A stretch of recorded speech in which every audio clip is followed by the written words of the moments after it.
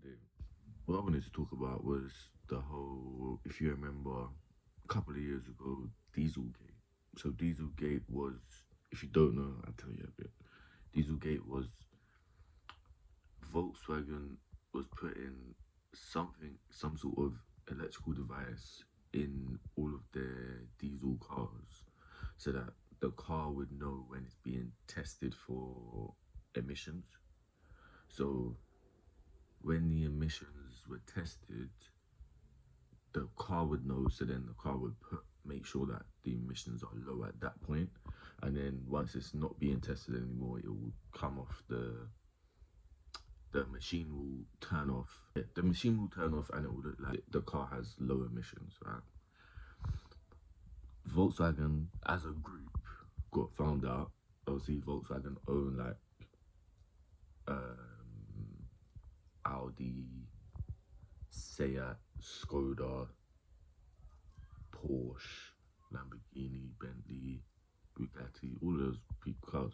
Some of those companies don't do diesels, but most of them do. Like the high-end ones, high-end ones don't really do diesels, but the rest do. So what I wanted to talk about today was the fine that Volkswagen got. I'll put it down below. You'll see it on the screen right now because I can't quite remember, but I know it was a good amount. It was like a couple million. I think maybe, yeah, I'm sure it was a couple million. What I was thinking about was, even though, yeah, they got fined all this money and they had to take it out of the company, and that probably would have been a big cost for them, but at the same time, I want to talk about how it's kind of helped them and maybe even pushed them in front of their competitors, like other manufacturers.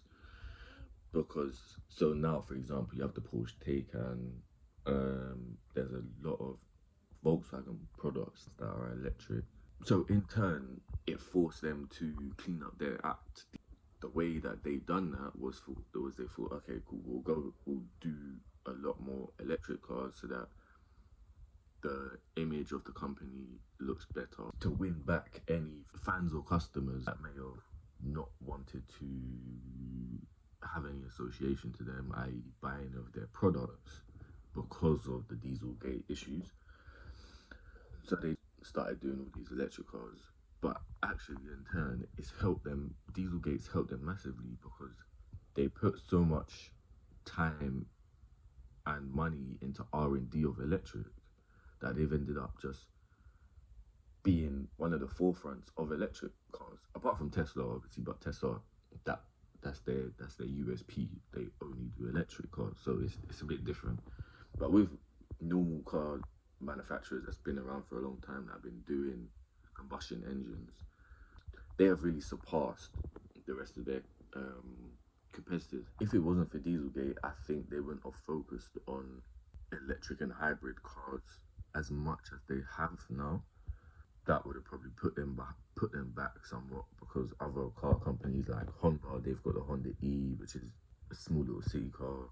BMW have their i3, then they have the hybrid i8. That there's not that much out there. There's probably more. I'm not saying that's the only thing, but there's not that much. But yeah, I do think that if they didn't have that issue with the Dieselgate, they wouldn't be ready. And even though they had to pay the big fine, it's probably going to help them. It's ended up helping them in the long run. And it's been quite a gain for them. So it's interesting how you see businesses turn it around, to like turn it from a really, really bad situation to a situation that's actually